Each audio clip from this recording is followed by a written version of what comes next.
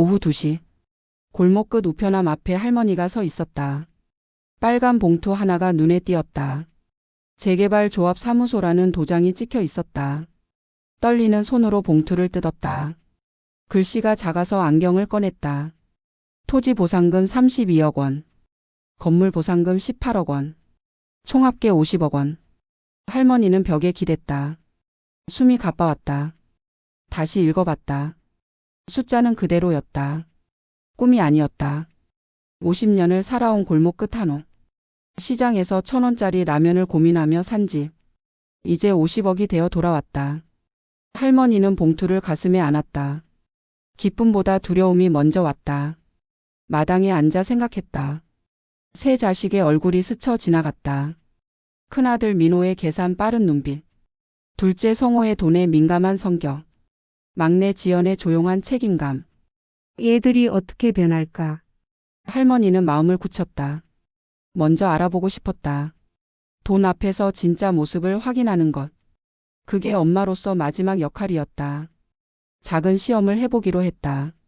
구독과 좋아요는 콘텐츠 제작에 큰 힘이 됩니다. 오늘 이야기가 어떻게 흘러갈지 끝까지 함께 해주세요. 한옥과 세 남매의 사정. 구도심 골목 끝. 시내버스가 겨우 들어오는 좁은 길 안쪽. 기와 지붕 아래 작은 마당이 있었다. 감나무 한 그루가 마당 한가운데 서 있었다. 할아버지가 심은 나무였다. 지금은 할머니 혼자 그 그늘에 앉아 있었다. 할머니는 혼자 살았다. 남편이 떠난 지 3년째였다. 심장마비였다. 너무 갑작스러웠다. 아침마다 마당을 쓸고 저녁마다 감나무에 물을 줬다. 그게 하루의 전부였다. 세 자식은 각자의 삶에 바빴다. 큰아들 민호 48. 대기업 부장이었다. 강남 아파트에 살았다. 하지만 대출이 아직 10억 넘게 남아 있었다. 부인은 골프를 배우고 있었다. 아들은 해외 유학을 준비 중이었다. 돈이 많이 들어가는 시기였다. 둘째 성호 45. 동네에서 철물점을 운영했다. 예전엔 장사가 괜찮았다. 하지만 요즘 대형마트 때문에 어려웠다. 월세도 밀린 지 2달째. 부인은 식당에서 아르바이트를 했다. 딸은 대학생인데 등록금도 부담이었다. 막내딸 지연 42. 맞벌이를 준비 중이었다. 아이가 중학생이 되면서 학원비가 늘어났다. 남편이 회사를 그만둔 지 6개월째였다. 남편은 성실한 사람이었다. 새 일자리를 찾고 있었지만 쉽지 않았다. 나이가 40이 넘으니 어디서도 반겨주지 않았다. 할머니는 이 모든 걸 알고 있었다. 가끔 전화할 때마다 들리는 한숨 소리. 명절에 만날 때 보이는 지친 표정. 자식들에게 짐이 되지 않으려고 했다. 아픈 곳이 있어도 혼자 참았다. 돈이 필요해도 입에 올리지 않았다. 하지만 이제는 달랐다. 50억이라는 돈 앞에서 자식들이 어떻게 나올지 미리 확인해 보고 싶었다. 할머니는 안방으로 들어갔다. 옷장을 열었다. 평소 입던 옷들이 걸려 있었다. 가장 낡은 옷을 골랐다. 10년 전에 시장에서 산 블라우스. 색깔도 바랜 검정 치마. 거울을 보니 초라했다. 그래도 더 초라하게 보여야 했다. 화장품을 지웠다. 머리도 대충 묶었다. 낡은 가방에 재개발 통지서를 숨겼다.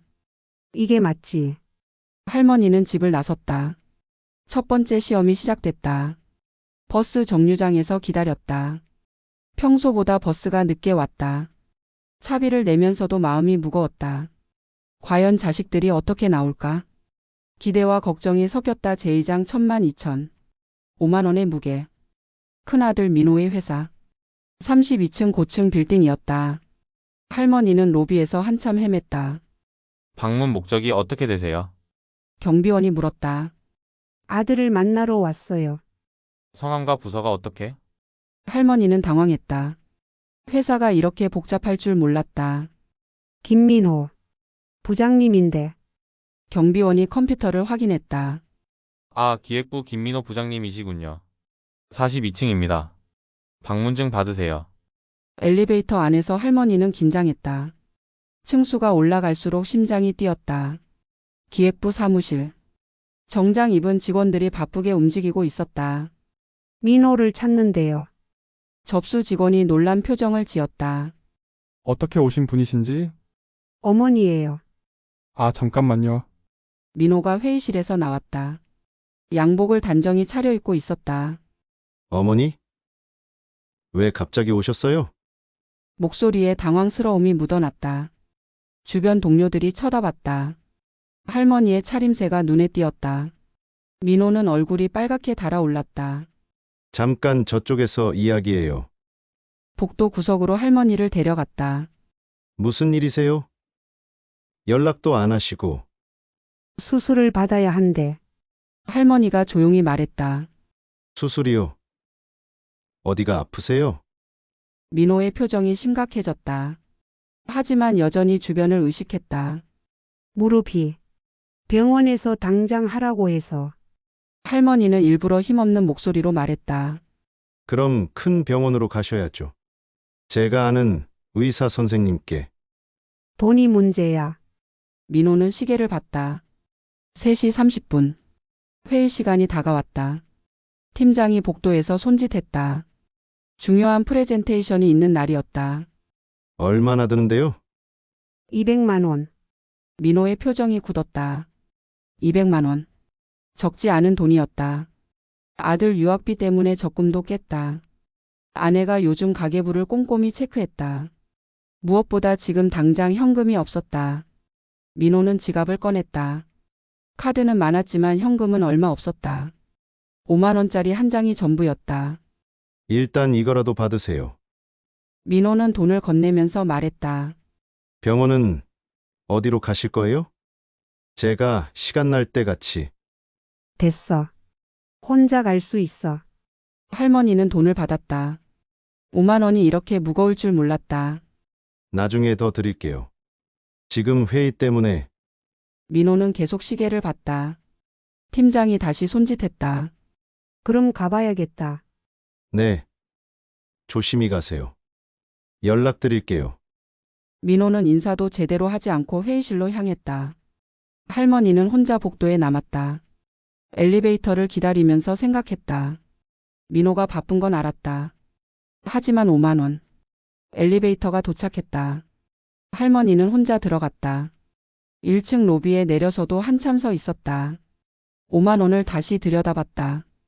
민호의 첫 번째 시험. 결과는 실망스러웠다. 하지만 아직 끝나지 않았다. 둘째 아들이 남아 있었다. 문 닫힌 철물점. 버스로 1시간을 이동했다. 둘째 성호의 철물점이 있는 동네였다. 예전보다 상가가 많이 비어 있었다. 대한철물이라는 간판이 보였다. 하지만 문이 반쯤 닫혀 있었다. 할머니가 안으로 들어갔다. 먼지 냄새가 났다. 형광등도 하나만 켜져 있었다. 성호가 카운터에서 계산기를 두드리고 있었다. 장부와 영수증이 어지럽게 널려 있었다. 어머니 어쩐 일이세요?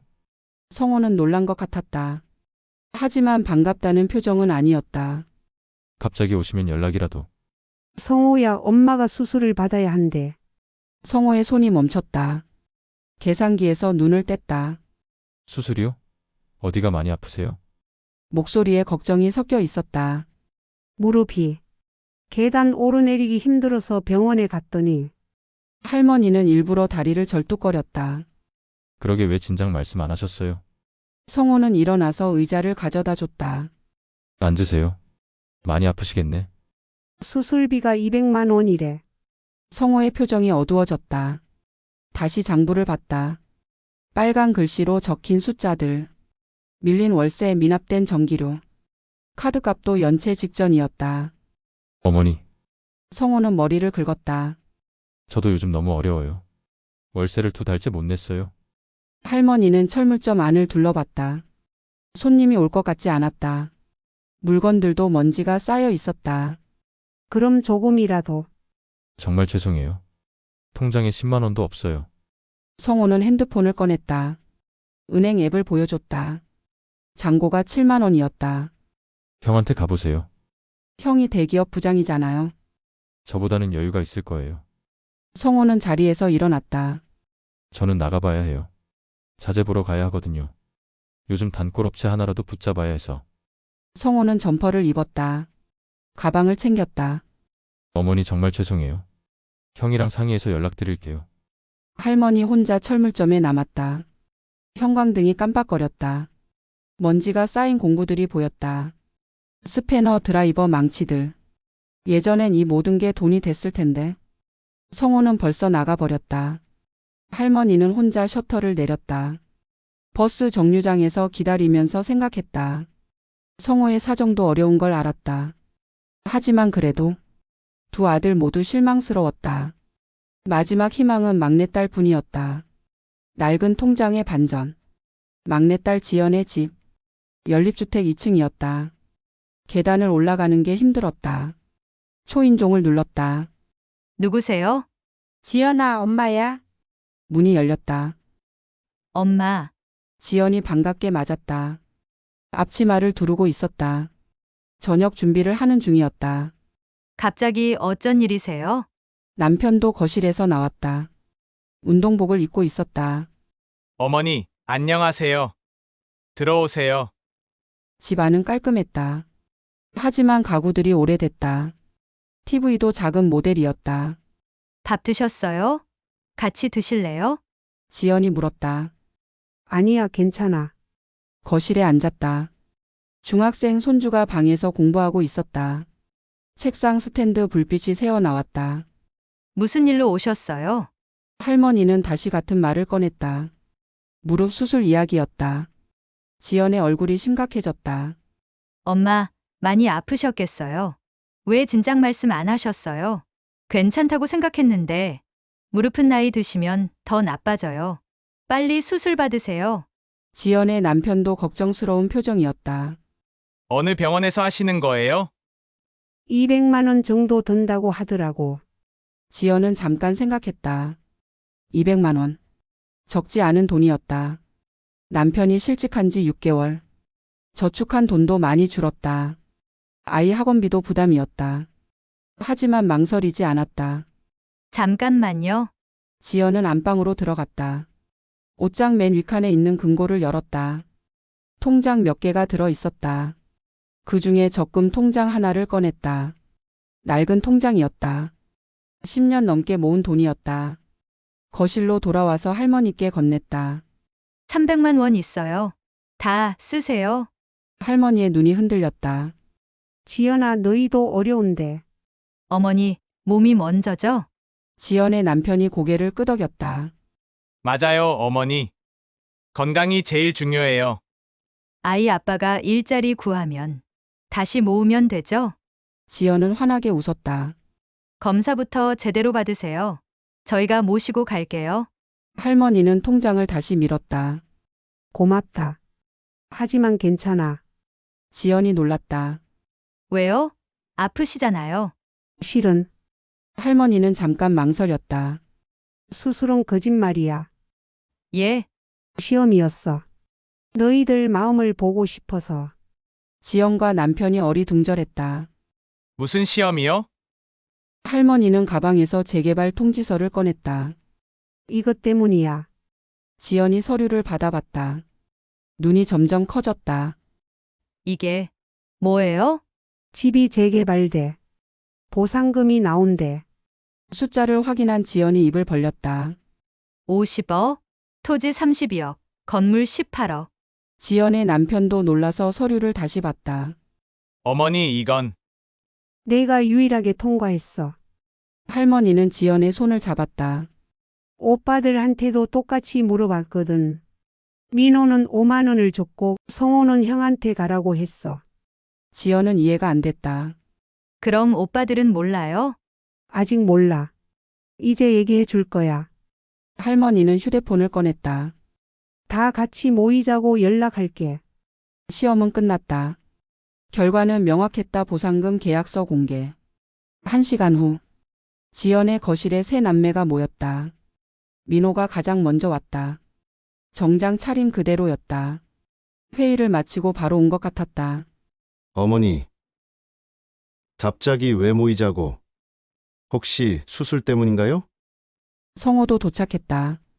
작업복에 먼지가 묻어 있었다. 형 안녕하세요. 왔구나. 할머니는 거실 탁자에 서류를 펼쳤다. 재개발 통지서였다. 이게 뭐예요? 민호가 먼저 물었다. 할머니는 조용히 대답했다. 집이 재개발돼. 보상금이 나온대. 세 남매가 서류를 둘러쌌다. 민호가 안경을 썼다. 토지 보상금 32억 원. 건물 보상금 18억 원. 성호의 목소리가 떨렸다. 총 50억 원? 지연은 이미 알고 있었지만 다시 봐도 놀라웠다. 정말이에요. 어머니? 재개발 조합에서 공식 통지 받았어. 민호는 서류를 자세히 살펴봤다. 법무팀에서 일한 경험이 있어서 공문서를 보는 눈이 있었다. 진짜네요. 정식 서류가 맞아요. 성호는 계산기를 꺼냈다. 손가락이 빠르게 움직였다. 50억을 3으로 나누면 한 명당 16억 6천만 원씩. 민호도 끄덕였다. 법적으로는 3등분이 맞죠. 지연이 고개를 저었다. 오빠들, 그게 아니에요? 뭐가 아니야? 성호가 물었다. 어머니, 뜻을 먼저 들어야죠? 뭘 들어? 상속법상 3등분이야. 민호의 목소리가 높아졌다. 형 말이 맞아요. 우리는 다 어려워요. 공평하게 나눠야죠. 성호도 맞장 붙였다. 지연이 답답해했다. 그런 게 아니라 그럼 뭐야? 너만 효자 행세하려고? 민호가 따졌다. 어머니가 누구 덕분에 여태 살았는데? 형 그런 식으로 말하지 마세요. 사실이잖아. 나는 부장까지 됐고 성호도 사업하고 있고 너만 뭘 했다고? 지연의 눈에 눈물이 맺혔다. 저도 어머니 모시려고 했어요. 입으로만? 성호도 끼어들었다. 지연아 이해해줘. 우리가 얼마나 어려운데. 월세도 못 내고 있어. 이 기회가 아니면 언제 또? 말다툼이 거세졌다. 할머니는 조용히 일어났다. 그만해. 하지만 아무도 듣지 않았다. 16억이라는 돈 앞에서 이성을 잃었다. 할머니는 현관으로 향했다. 어머니, 어디 가세요? 지연이 따라 나섰지만 할머니는 대답하지 않았다. 밤 골목이 조용했다. 가로등 아래서 할머니가 천천히 걸었다. 뒤에서 아직도 목소리가 들렸다. 자식들의 다투는 소리. 할머니는 눈물을 닦았다. 이런 모습을 보고 싶지 않았다. 말다툼과 밤의 골목. 한옥에 돌아와서 할머니는 마당에 앉았다. 감나무 그늘 아래. 남편과 함께 앉던 자리였다. 여보, 우리 아이들이 이렇게 변했어요. 밤하늘을 올려다봤다. 별이 많이 보였다. 방 안으로 들어가서 할머니는 장롱 맨 위 상자를 꺼냈다. 남편의 유품이 들어 있었다. 시계, 안경 그리고 편지들. 그 중에 할머니 앞으로 쓴 편지가 있었다. 남편이 아프기 전에 몰래 써둔 것이었다. 편지를 펼쳤다. 남편의 익숙한 글씨였다. 할머니의 눈에 눈물이 맺혔다. 할머니는 편지를 내려놨다. 너무 정확한 예언이었다. 계속 읽었다. 만약 그런 일이 생기면. 편지의 마지막 줄이었다. 할머니는 편지를 가슴에 안았다. 남편의 목소리가 들리는 것 같았다. 여보, 이제 어떻게 해야 할까? 밤이 깊어갔다. 할머니는 잠들지 못했다. 새벽 5시. 할머니는 일어나서 마당을 쓸었다. 감나무에 물을 줬다. 마음이 정해졌다. 아침 9시. 할머니는 법무사 사무소로 향했다. 증여 서류를 작성하고 싶습니다. 누구에게 하실 건가요? 막내딸에게요. 전 재산을. 법무사가 놀랐다. 전 재산이요? 다른 자녀분들은? 상관없어요. 제 뜻이에요. 하지만 나중에 문제가 될 수도. 괜찮습니다. 할머니의 목소리는 확고했다. 서류를 작성하는 동안 휴대폰이 울렸다. 지연이었다. 엄마, 어디 계세요? 중요한 일이 있어. 혹시 어제 일 때문에 화나신 거예요? 오빠들이 너무했어요. 할머니는 잠깐 멈췄다. 아니야. 화난 게 아니야. 그럼, 오늘 오후 3시에 집으로 와. 오빠들도 부르고. 네, 알겠어요. 전화를 끊었다. 할머니는 서류에 도장을 찍었다. 증여와 형제들의 각성. 오후 3시. 세 남매가 한옥 마당에 모였다. 어제와 달리 분위기가 조용했다. 민호와 성호가 미안한 표정이었다. 어머니 어제는 죄송했습니다. 민호가 먼저 사과했다. 저도 너무 흥분했어요. 성호도 고개를 숙였다. 지연은 가만히 앉아 있었다. 할머니는 가방에서 서류를 꺼냈다. 법무사 사무소에서 받은 증여 계약서였다. 이게 뭐예요? 민호가 물었다. 증여 서류야. 할머니는 조용히 대답했다. 누구에게요? 지연이한테. 전 재산을. 민호와 성호가 얼어붙었다. 어머니, 이건 갑자기 왜? 어제 너희들 모습을 보고 정했어. 할머니의 목소리는 담담했다. 지연이만 진짜 효녀였어. 지연이 놀라서 일어났다. 엄마, 저도 모르는 일이에요. 나도 너한테 물어봤잖아. 수술비 200만 원 달라고. 그건 너는 300만 원짜리 통장을 내놨어. 망설이지도 않고. 할머니는 두 아들을 바라봤다. 민호는 5만 원 주고 도망갔고 성호는 형한테 가라고 했어. 민호의 얼굴이 빨갛게 달아올랐다. 어머니. 그때는 회의가 핑계야. 다 핑계. 성호도 변명했다. 저는 정말 어려워서. 어려운 건 지연이도 마찬가지야. 남편이 실직했는데도 자기 적금 통장을 내놨어. 할머니는 계약서를 지연에게 건넸다. 이제 너 것이야. 다 50억. 지연이 손을 저었다. 엄마, 이건 받을 수 없어요. 왜? 오빠들도 엄마 아들이에요. 저만 받을 순 없어요. 민호가 지연을 바라봤다. 눈에 눈물이 고였다. 지연아, 저는 어머니가 건강하시면 그걸로 충분해요. 돈은 다 같이 나눴어요. 성호도 고개를 떨어뜨렸다. 내가 너무 못났구나. 할머니는 세 자녀를 바라봤다. 조건이 있어. 조건이요? 돈 얘기는 이제 끝. 대신 시간을 함께 보내자. 민호가 눈물을 닦았다. 죄송해요. 어머니, 제가 너무 계산적이었어요. 돈 때문에 정신을 잃었네요. 성호도 반성했다. 앞으로는 자주 찾아뵐게요. 지연이 할머니 손을 잡았다. 우리 모두 함께 했어요. 엄마 병원비, 오빠들 빚 정리, 조카 교육비까지. 정말 고마워. 지연아, 민호가 진심으로 말했다. 너 같은 동생이 있어서 다행이야. 성호도 고개를 끄덕였다. 지연이가 가장 어른스럽네. 가족이 다시 하나가 되는 순간이었다. 그때 할머니 휴대폰이 울렸다. 비공개 번호였다. 여보세요? 재개발조합 사무소입니다. 할머니의 표정이 변했다. 네, 말씀하세요. 보상금 산정 자료에 누락이 있어서 연락드려요. 세 남매가 긴장했다. 누락이요? 지하 저장고와 부속 건물 면적이 빠져 있었습니다. 할머니는 놀랐다.